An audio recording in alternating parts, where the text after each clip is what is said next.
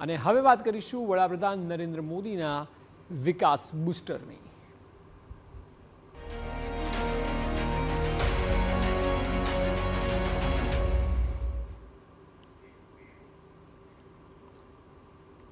PM Narendra Modi Gujarat આવી રહ્યા છે। તેમનો કાર્યક્રમ સંપૂર્ણ ઇકો ફ્રેન્ડલી બનશે। કાર્યક્રમ સ્થળ પર પ્લાસ્ટિક અને થર્મોકોલ પર સંપૂર્ણ પ્રતિબંધ છે। સભા સ્થળે પાણીની બોટલના બદલે માટલા મૂકવામાં આવ્યા છે। ફ્લેક્સ બેનરોના બદલે હાથેથી રંગેલા હોર્ડિંગ્સ આકર્ષણનું કેન્દ્ર છે। નાગરિકોએ પર્યાવરણ થીમ પર બનાવેલી 5000થી વધુ કલાકૃતિની સજાવટ પણ ત્યાં જોવા મળી રહી છે।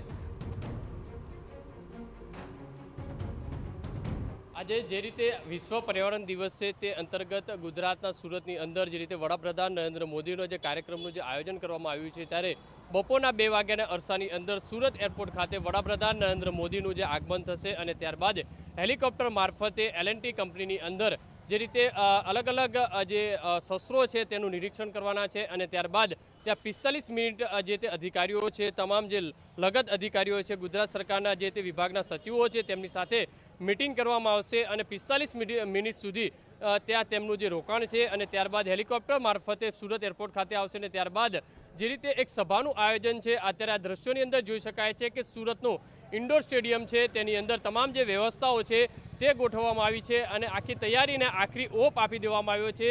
વિકસિત ભારત વિકસિત ગુજરાતના જે બેનરો છે તે લગાવવામાં આવ્યા છે। 18,000 કરોડથી વધુના વિકાસ પ્રકલ્પો લોકાર્પણ અને ખાતમુહૂર્તોનું જે આયોજન કરવામાં આવ્યું છે। ઇન્ડોર સ્ટેડિયમ ખાતે જ્યારે ભવ્ય સભાનું જે આયોજન કર્યું છે અને આજે પર્યાવરણ દિવસ છે ત્યારે તે બાબતે પણ ધ્યાનમાં લેવામાં આવી છે। જ્યારે ઇન્ડોર સ્ટેડિયમની અંદર જ્યારે લોકો જે છે જ્યારે ભાગ લેવાના છે તે પણ તમામ જે બાઇક ચાલક અથવા તો 2 વ્હીલર લઈ અને પોતે સભા સ્થળે પહોંચે અત્યારે જોઈ શકાય છે ચુસ્ત પોલીસ બંદોબસ્ત છે ચારે તરફ છે તે ગોઠવી દેવામાં આવ્યો છે કારણ કે 2 વાગ્યાની અરસાની અંદર જ્યારે વડાપ્રધાનનું સુરતની અંદર આગમન થશે અને 4 વાગ્યાની અરસાની અંદર ત્યારે ઇન્ડોર સ્ટેડિયમની અંદર સભાનું આયોજન છે। અને સૌથી મહત્વની વસ્તુ એ છે કે ઇન્ડોર સ્ટેડિયમની અંદર પણ જે રીતે તમામ જે વ્યવસ્થા ગોઠવી છે તે પણ પર્યાવરણલક્ષી ગોઠવવામાં આવી છે કારણ કે જે રીતે જે વડાપ્રધાન નરેન્દ્ર મોદી જે સ્ટેજ ઉપરથી સભા સંબોધવાના છે તેના સ્ટેજ પાછળનું જે બેનર છે તે પણ અલગ અલગ જે પ્રાકૃતિક એટલે કહી શકાય કે પર્યાવરણલક્ષી આખું જે બેનર છે તે બનાવવામાં આવ્યું છે। જોઈ શકાય છે કે તમામ જે વ્યવસ્થાઓ છે તેને આખરી ઓપ આપી દેવામાં આવ્યો છે। વડાપ્રધાન જે રીતે સુરતની અંદર જ્યારે આવતા હોય છે ત્યારે લોકોમાં એક અનેરો ઉત્સાહ છે તે જોવા મળતો હોય છે। એરપોર્ટથી લઈ અને જે ઇન્ડોર સ્ટેડિયમ સુધીની તમામ જે વ્યવસ્થાઓ છે લોકોમાં ઉત્સાહ છે તે જોવા મળી રહ્યો છે। મહત્વની વસ્તુ એ છે કે દક્ષિણ ગુજરાતના જે તમામ વિવિધ શહેરો અને જિલ્લાની અંદર 18,000 કરોડથી વધુના જે પ્રકલ્પો છે તેનું ખાતમુહૂર્ત કરવાના છે અને લોકો સમક્ષ જે મૂકવાના છે અને ખાસ કરીને આજે પર્યાવરણ દિવસ છે ત્યારે લોકોને ક્યાંક ને ક્યાંક સંદેશો આપી શકે તેવી સંભાવના પણ વ્યક્ત કરવામાં આવી રહી છે। કેમેરામેન સંજય ચંડલ સાથે બલદેવ સુથાર, TV9 સુરત। સુરતમાં પેટ્રોલ ડીઝલ બચાવવાના સંદેશ સાથે સાયકલ યાત્રા કરવામાં આવી રહી છે। નાયબ મુખ્યપ્રધાન હર્ષ સંઘવીની આગેવાનીમાં સાયકલ યાત્રાનું આયોજન છે। લાલભાઈ કોન્ટ્રાક્ટર સ્ટેડિયમથી ઇન્ડોર સ્ટેડિયમ સુધી સાયકલ યાત્રા નીકળશે। સાયકલ યાત્રામાં ડાયમંડ ઉદ્યોગકારો જોડાયા। પોલીસ, કલેક્ટર કચેરી તથા મનપાના અધિકારીઓ પણ જોડાશે। 2000થી વધુ લોકો સાયકલ પર સવાર થઈને સભા સ્થળે પહોંચવાના છે।